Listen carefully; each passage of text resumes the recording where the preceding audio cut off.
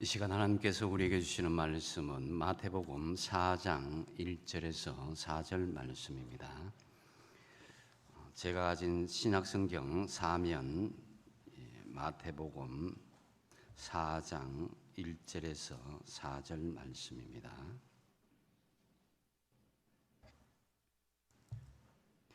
다 찾으신 줄 알고 제가 봉독합니다.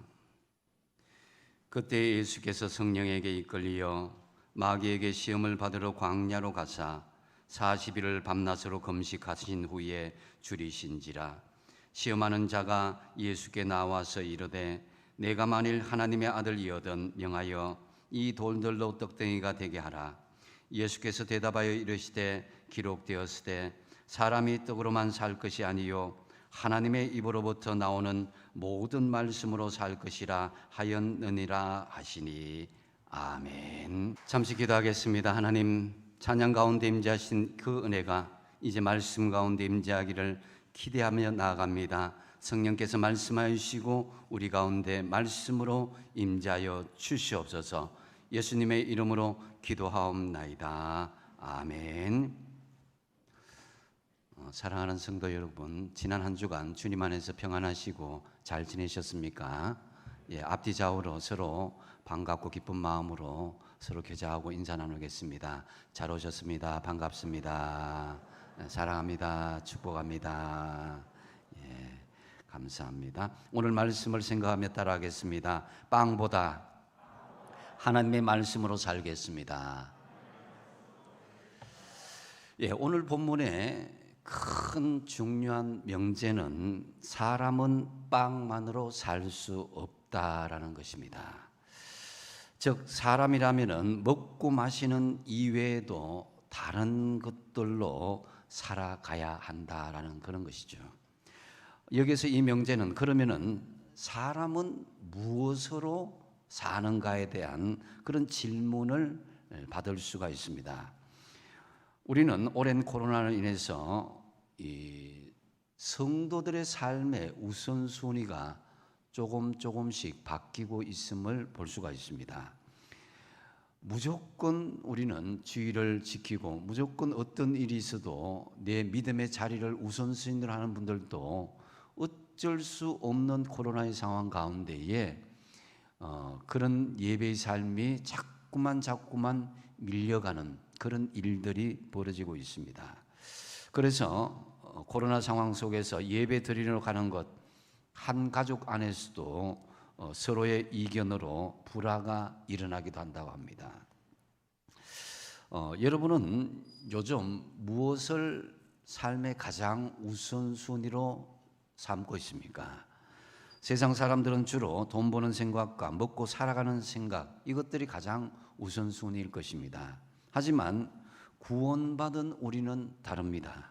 예수님께서는 삶의 우선순위를 성경의 큰 틀에서 말씀하시는데 무엇을 먹을까, 무엇을 마실까, 무엇을 입을까 염려하지 말고 먼저 그의 나라와 그의 의를 구하라. 그리하면 이 모든 것을 너희에게 더하여 주시리라. 마태복음 6장에서 말씀하시죠. 우리의 삶에는 직장 일도 중요하고 가사 일도 중요하고 자녀 양육도 중요합니다. 한마디로 먹고 사는 문제가 삶의 중요한 부분입니다. 하지만 주님께서는 이 먹고 사는 문제보다도 더 중요한 것이 있음을 오늘 본문을 통해서 말씀하고 있습니다. 본문 1절 2절인데요.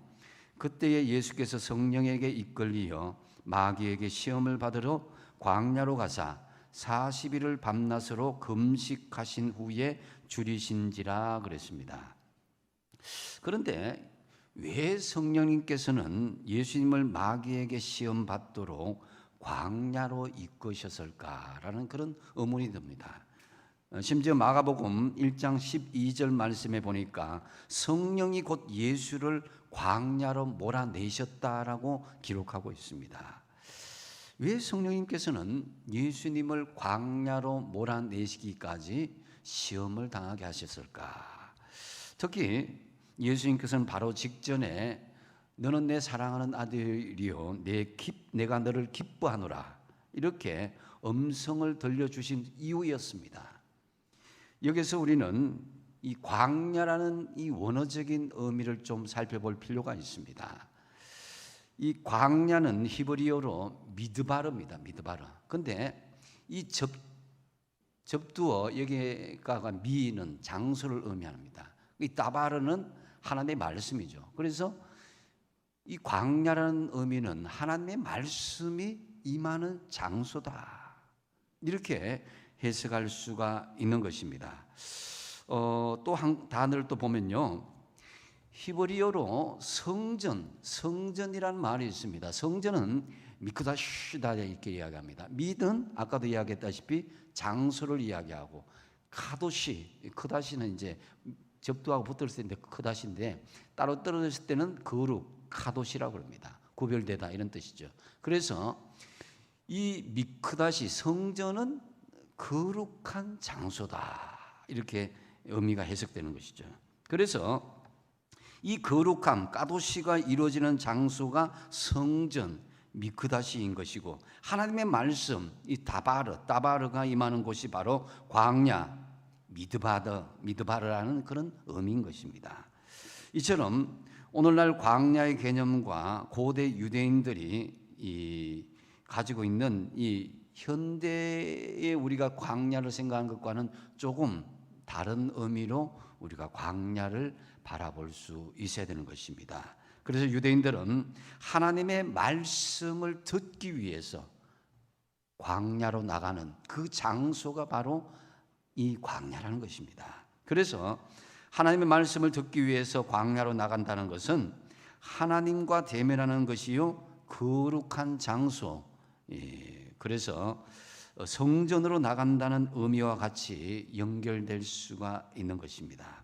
하나님의 말씀을 듣기 위해서 우리가 광야로 나간다 하는 그런 의미로 우리가 해석하는 것으로 본다면은, 여기서 이제 성령께서 예수님을 광야로 몰아내신 이유가 우리가 알 수가 있는 것입니다.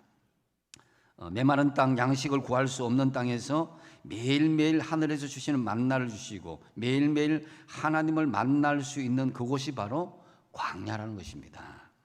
코로나 이 광야 같은 삶의 현장에서 늘 여러분 하나님과 대면하시는 그런 은혜가 있기를 바랍니다. 그런데 하나님의 말씀을 받는 광야에서 마귀의 시험을 받는다는 사실을 본문에서 말씀하고 있는데요, 그것도 예수님께서 40일을 금식하며 줄이실 때에 마귀의 시험을 받게 된다는 것입니다. 사람들이 이렇게 굶주리고 허기지고 배가 고플 때가 사실 가장 위험할 때입니다. 이때는 작은 유혹에도 넘어갈 수 있는 그런 무방비 상태와도 같은 현실입니다. 그래서 사탄은 그때 먹을 것을 가지고 와서 유혹하고 시험을 하는데요, 그때 사람이 시험을 받게 되면 대부분 속수무책으로 시험을 받을 수가 있습니다. 제가 어릴 때 중고등부에서 갑자기 하루 금식을 시키는데, 처음 금식을 했죠, 제가 어릴 때. 근데 그 음식이 얼마나 먹고 싶은지 점심 때에 제가 맛있는 빵하고 콜라를 농 위에다가 얹어놨습니다. 그래서 그 오후 6시가 되고 7시가 되고 8시가 되고 그것만 바라보고 있는 거예요. 예? 그래서 땡 12시 되는 순간 그 콜라하고 빵하고 막 이렇게 먹었던 기억이 납니다. 겨우 제가 12시까지 넘기고 했다고 그러지만 그건 제대로 된 금식은 아니죠. 요즘 코로나가 장기화되면서 더군다나 점점 먹고 살기 힘든 이때에 하나님의 백성답게 이 거룩을 지키며 하나님을 만나며 살아간다는 것은 생각보다는 쉽지가 않습니다. 그래서 흔히들 이렇게 이야기합니다. 먹고 살기 위해서 바쁘다 보니까 주일을 잠시 빼먹었습니다. 먹고 살기 위해서 할 수 없이 기도할 시간이 없었습니다. 먹고 살기 위해서 주신 사명을 지금 잠시 멈추었습니다. 그러면 여러분, 먹고 사는 문제가 과연 우리 인생을 활짝 피워주게 했느냐? 우리는 자신에게 이 질문에 대해서 분명히 답할 수 있어야 됩니다. 과연 먹고 살기 위해서 분주하고 바쁘게 하나님의 일보다도 우선순위로 다녔는데 그것이 우리 인생을 피워주게 했느냐 이거예요. 사실 사탄은 사람을 유혹하고 그 환경에서 가장 필요한 것을 가지고 유혹을 합니다. 그래서 각각의 케이스 바이 케이스로 사례별로 다르게 사람들에게 접근하는 것을 볼 수가 있습니다. 그래서 여러분, 사람들 시험 중에 이 가장 어려운 시험 중에 하나가 바로 배고픔의 시험이 가장 참 근본적이고 무서운 시험입니다. 본문에서 예수님은 40일을 굶주렸을 때인데요, 40일이나 굶주린 사람에게 가장 필요한 것은 무엇입니까? 사탄은 당연히 먹을 것을 가지고 유혹을 합니다. 3절 하반절에 보니까 내가 만일 하나님의 아들이거든 명하여 이 돌들로 떡덩이가 되게 하라고 그랬습니다. 예수님을 향한 맞춤식의 시험인 것이죠. 사단은 농사꾼에게 다가가서 공금을 횡령하라 이렇게 이야기하지 않습니다. 대신 노름하라고, 아니면은 술 마시고 취하고 방탕하라고 그에 맞는 시험을 가지고 유혹을 하게 되는 거죠. 그래서 그 사람에게 가장 가능하고 필요한 것을 가지고 찾아오는데 여러분의 약점을 조심하라 이거예요. 사단은 맞춤식으로 우리에게 유혹을 합니다. 돈에 약한 사람은 돈으로, 쾌락에 약한 사람은 쾌락으로, 명예에 약한 사람은 그 명예로 그렇게 각각 그렇게 유혹을 하는데요. 그러면서 보편타당한 것으로 모든 사람들이 다 이런 일을 저지른다는 식으로 무마해버리는 그런 일들이 벌어지고 있습니다. 되게 이 정도는 괜찮을 거야 이렇게 이야기합니다. 뭐 나만 하는 게 아니잖아. 그러면서 딱 한 번인데 뭐 그전에는 안 했고 내가 딱 한 번 하고 끝낼 거야. 그렇게 유혹을 합니다. 그러고 난 뒤에 미룹니다. 오늘 하지 말고 다음에 하지 뭐. 그러면서 그 다음에 이 보편화 시켜버리죠. 누구나 다 그렇게 하는데 뭐 하고 자기도 뭐 특별한 그게 아니고 뭐 남들이 다 그렇게 하니까 나도 그렇게 할 수밖에 없었다. 이렇게 사단은 이 자신의 죄악, 자신에게 주어진 특별한 죄악까지도 모든 사람들이 죄를 지으니까 너도 어쩔 수 없었다라고 보편화시켜버리는 거예요. 그래서 죄의식이 없도록 만들어버린 것입니다. 그래서 여러분은 어떤 식의 사탄의 그런 그 모습으로 이제 유혹을 할 때 가장 잘 넘어가는지 잘 아실 것입니다. 그 부분에서 우리가 특히 경계할 수 있어야 되는 것입니다. 오늘 본문에서 예수님께서는 돌로 떡덩이를 만들어 먹으라 이런데 예수님은 권능의 하나님이시기 때문에 언제든지 그 돌을 떡덩이로 만들어낼 수가 있습니다. 오병이어의 기적과 같이. 또 예수님께서 지금 가장 시급한 것이 40일이나 굶었기 때문에 그것이 충분한 유혹이 될 수 있는 환경이었습니다. 이에 예수님께서는 본문 4절 말씀에서 사람이 떡으로만 살 것이 아니요 하나님의 입으로부터 나오는 모든 말씀으로 산다고 말씀하고 있습니다. 이 말씀으로 사단의 유혹을 이겨내게 되는 것이죠. 여기서 중요한 진리를 우리는 하나 발견할 수가 있는데요. 그것은 사람이 40일이나 굶주리고 있었는데도 먹는 문제가 최우선 순위가 아니라는 것입니다. 40일이나 굶고 허기져서도 가장 필요한 것은 먹는 문제가 아니라 바로 뭐라고요? 하나님의 말씀이라는 것이죠. 오늘 예수님께서는 이 마태복음 4장 4절을 신명기 8장 3절의 말씀을 인용하였습니다. 신명기 8장 3절 같이 한번 읽어보겠습니다. 시작. 너를 낮추시며 너를 줄이게 하시며 또 너도 알지 못하며 내 조상들도 알지 못하던 만나를 내게 먹이신 것은 사람이 떡으로만 사는 것이 아니요 하나님의 여호와의 입에서 나오는 모든 말씀으로 사는 줄을 내가 알게 하려 하심이니라. 아멘. 이스라엘 백성들은 출애굽 후에 광야에서 매일매일 만나를 먹었는데 이 만나는 이전에도 없었고 그 후에도 없었던 전무후무한 하나님이 내려주신 하늘의 식량입니다. 농사를 지어서 재배한 것도 아니고 땅을 파서 캐낸 것도 아니고 사냥해서 얻은 것도 아니었습니다. 단지 아침에 일어나 보니까 광야 지면에 아침 이슬이 깔렸고 그 이슬이 마른 자리에 둥글며 서리 같은 가는 것이 널려 있었는데 모양새는 가시 같고 희고 맛은 꿀 섞은 과자 같은 그런 것이 만나였다라고 기록하고 있습니다.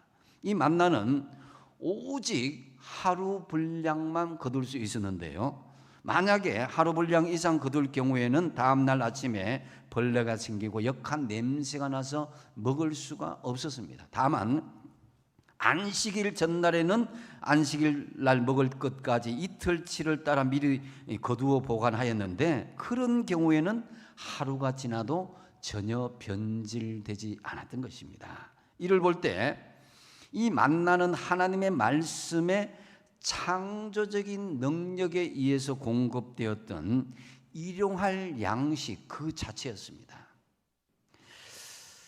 그래서 하나님은 사람의 입으로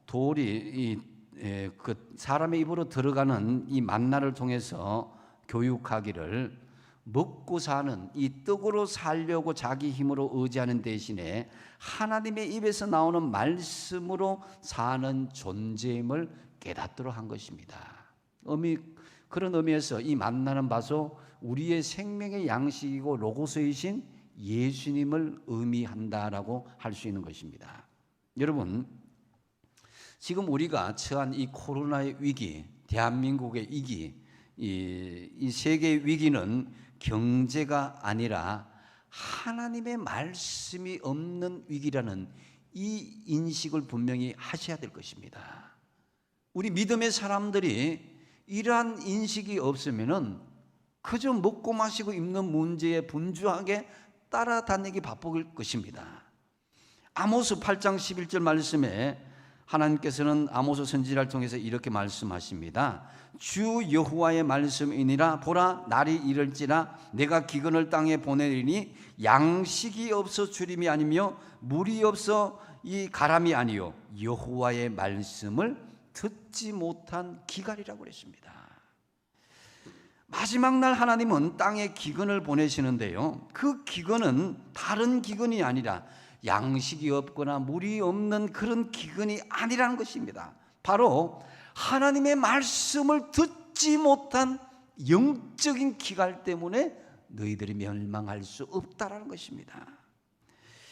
양식, 아무리 코로나 시대라도 여러분 먹을 것은 다 있습니다.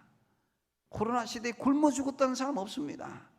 세계가 생산하는 양식을 사람들이 욕심내지 않고 사랑으로 나눈다면 모두가 다 공평하게 배불리 먹을 수도 있다고 합니다.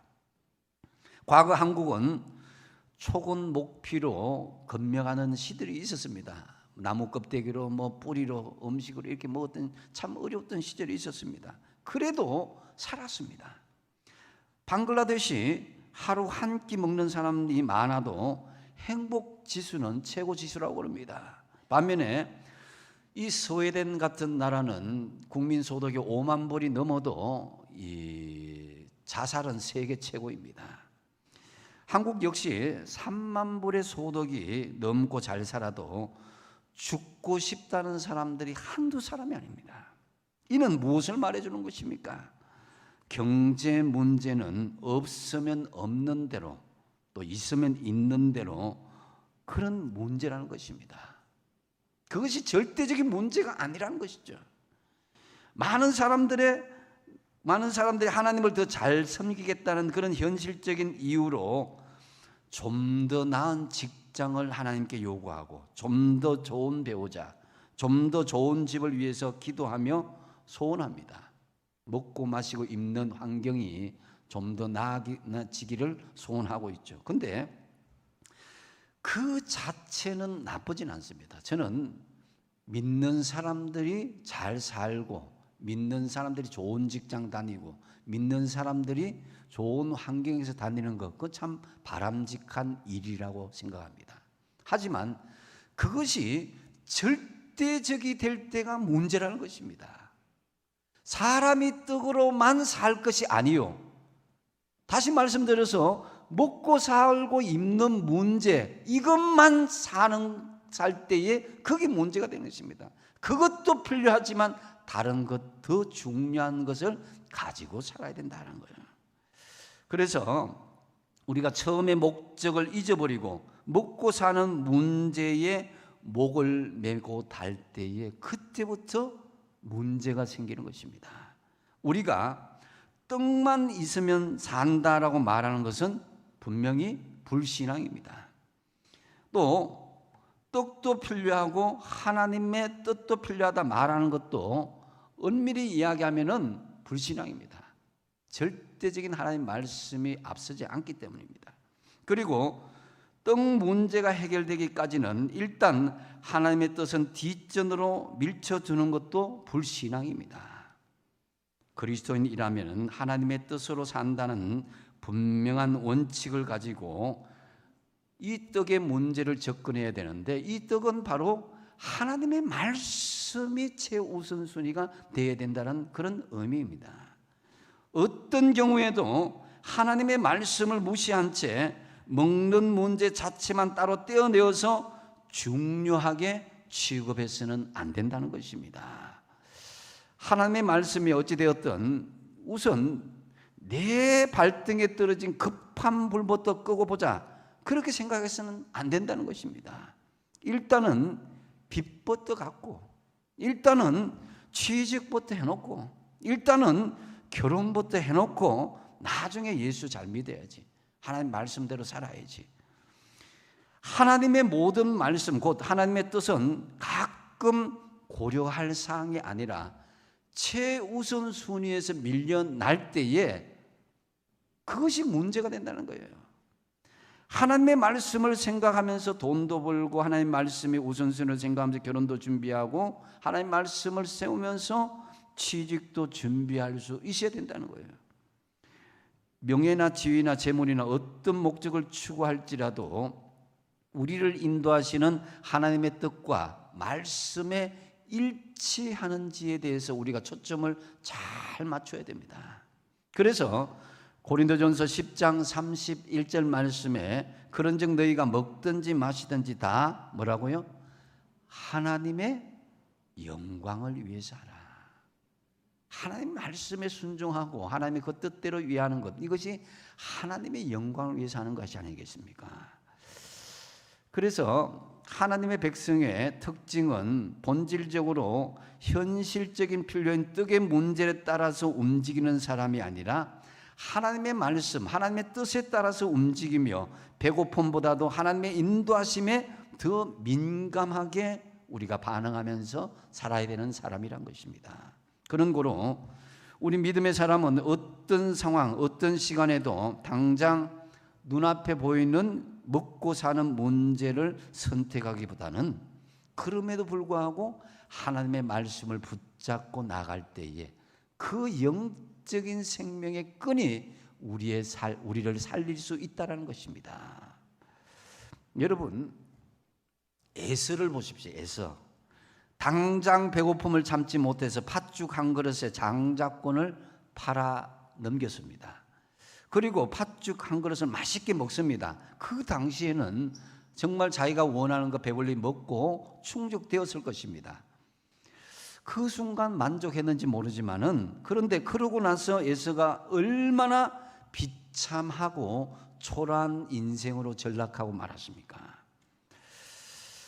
그래서 예수님은 사람이 40일 금식에서 굶주렸을지라도 먹는 문제가 우선이 아니라 하나님 입에서 나오는 말씀이 먼저라고 이 신명기 8장 말씀을 다시 재인용하신 것입니다.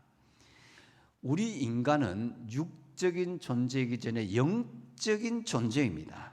여러분, 아무리 배불리 먹어도 하나님의 자녀들은 말씀이 없으면 결국 또 욕심을 내고 하나님을 원망하게 되는 것입니다.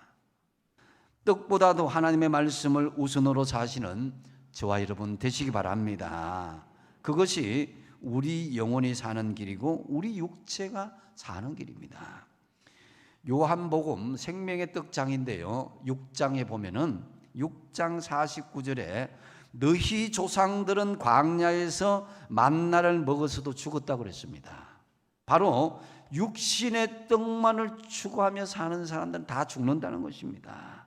하지만 생명의 떡이신 예수님을 영접하면 영원히 사는 길이 있음을 분명히 말씀합니다. 그것이 요한복음 6장 51절 말씀인데요, 같이 한번 읽어보겠습니다. 시작. 나는 하늘에서 내려온 살아있는 떡이니 사람이 이 떡을 먹으면 영생하리라.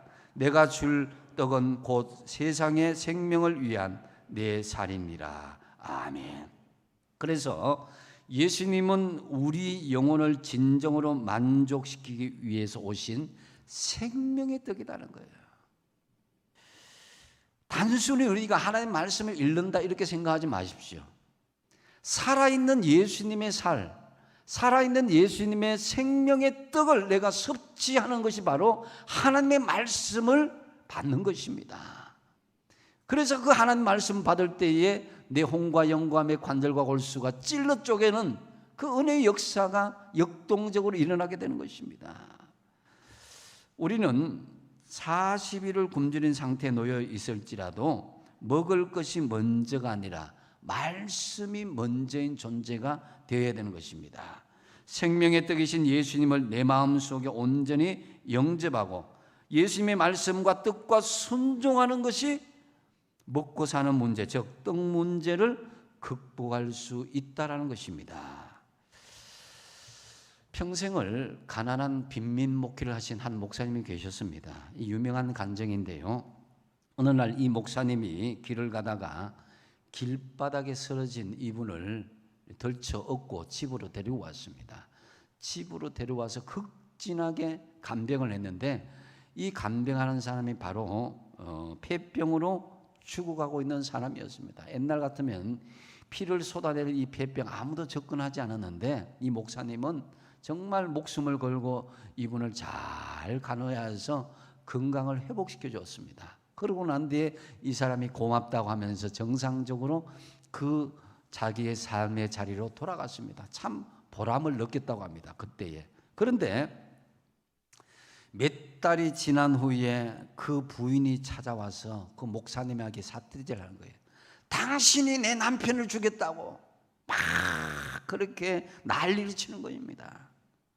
그래서 목사님이 그게 무슨 말이냐, 내가 당신의 남편을 정성을 다해서 그렇게 살려주었는데 그게 무슨 말이냐고. 그러자 이 부인이 이렇게 이야기합니다. 내 남편이 병들었을 때는 참 착한 남편이었습니다. 그런데 목사님께서 내 남편을 보살펴 주셔서 건강을 되찾고 난 뒤에 돌아다니면서 사기를 치고 집에는 돌아오지도 않고 방탕하게 살다가 엊그제 길바닥에서 쓰러져 죽고 말았습니다. 그러니 목사님이 내 남편을 죽인 게 아닙니까? 라면서 그렇게 따져들더란 거예요. 그 말을 듣고 나서 이 목사님의 마음이 땅을 끄지는 것처럼 그런 아픔을 느꼈다고 합니다. 그때까지 자신도 굶주려 가면서 가난한 사람들을 위해서 목회한 것, 이 보람으로 느꼈는데 한순간 무너지는 느낌이 들었다고 합니다. 그리고 깨달은 것이 바로 사람이 40일을 굶주려서도 먹는 것이 먼저가 아니라 하나님의 입에서 나오는 말씀이 먼저라는 주님의 말씀, 이것이 깊은 뜻으로 비로소 깨닫게 되었다고 합니다. 만약에 길바닥에 쓰러져 죽어가던 그 사람에게 먹을 것을 주기 이전에 먼저 그 마음속에 하나님의 말씀, 복음을 더 깊이 간직해 주었더라면 그 사람이 그렇게 타락해서 길바닥에서 쓰러져 죽을 일이 없었을 텐가 아닌가라는 그런 마음으로 목사님은 통탄했다고 합니다. 사람들은 살려고 밥을 먹습니다. 그러나 밥이 근본적으로 우리를 살릴 수는 없습니다. 밥을 먹고 사람들은 다 죽었고요. 또 앞으로 밥 먹고 죽을 것입니다.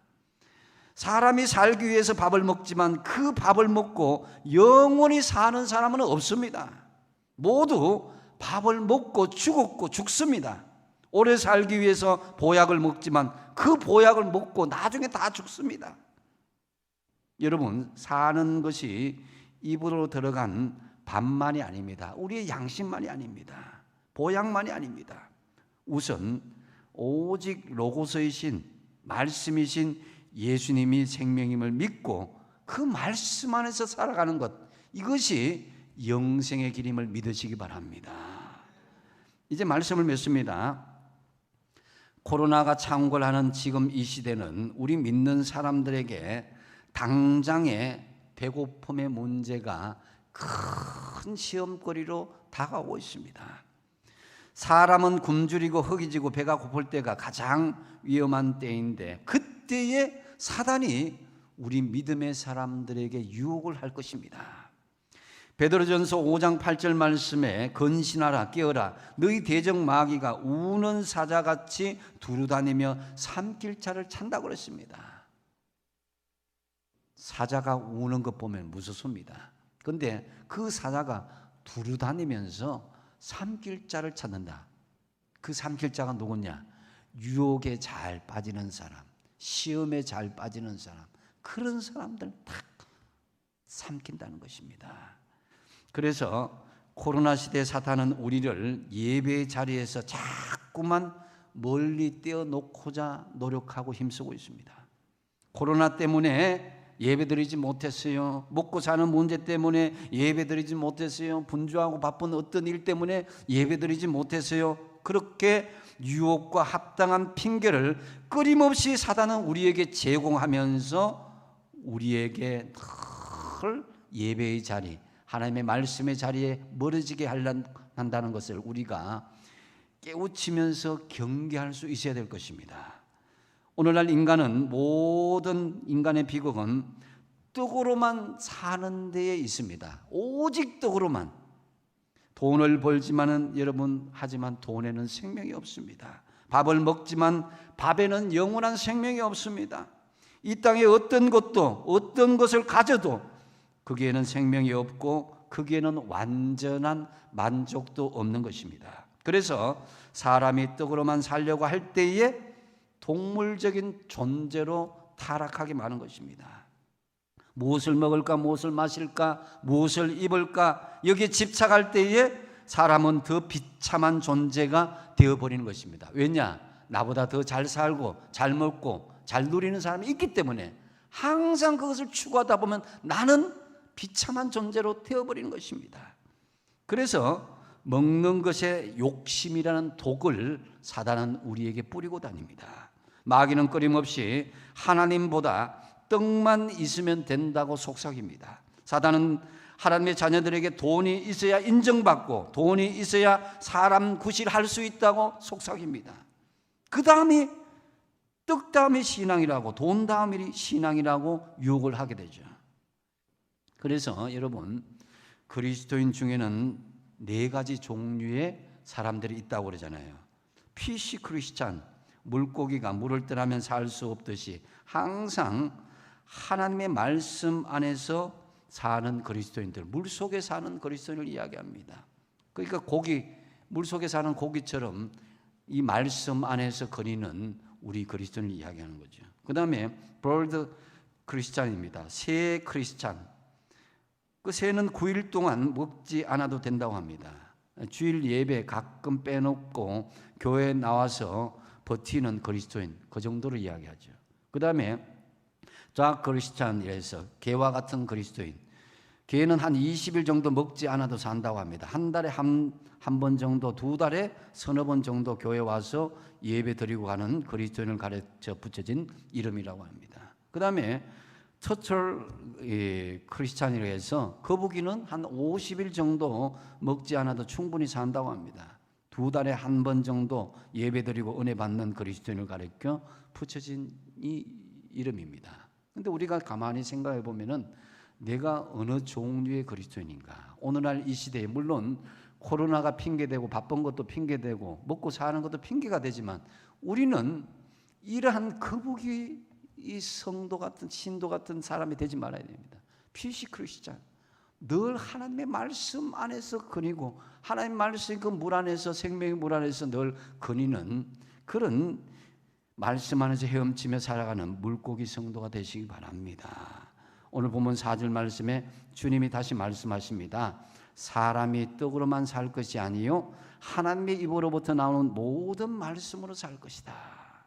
힘들어도 끝까지 붙들어야 하는 것은 떡이 아니라 생명의 말씀입니다. 비록 우리에게 떡이 없어서 심각한 고통을 받는다 할지라도 믿음의 사람에게는 하나님의 입으로 나오는 말씀과 그 믿음이 세상을 이길 힘과 능력이 있는 것입니다. 참으로 우리는 떡으로냐 하나님의 말씀이냐 이런 시험이 우리에게 닥쳐올 때에 주저없이 예수님처럼 기록되었으되 사람이 떡으로만 살 것이 아니요 하나님의 입으로 나오는 모든 말씀으로 살 것이니라. 이렇게 당당하게 대응함으로 말씀으로 승리하며 마귀의 시험을 물리치는 저와 여러분 다 되시기 바랍니다. 기도하겠습니다. 아버지 하나님, 코로나 시대에 먹고 사는 문제가 참 중요한 시기인 줄 압니다. 하지만 이 먹고 사는 문제가 최우선순위가 될 때에 우리에게 심각한 문제가 생긴 것을 발견합니다. 생명의 말씀이신 하나님, 생명의 말씀이신 예수님, 이것이 우리 안에 먼저 삶의 우선순위가 될 때에 어떤 경우에도 어떤 시험에도 당당하게 이겨내는 저희들 모든 신실한 그리스도인들 다 되게 하여 주시옵소서. 예수님의 이름으로 기도하옵나이다. 아멘.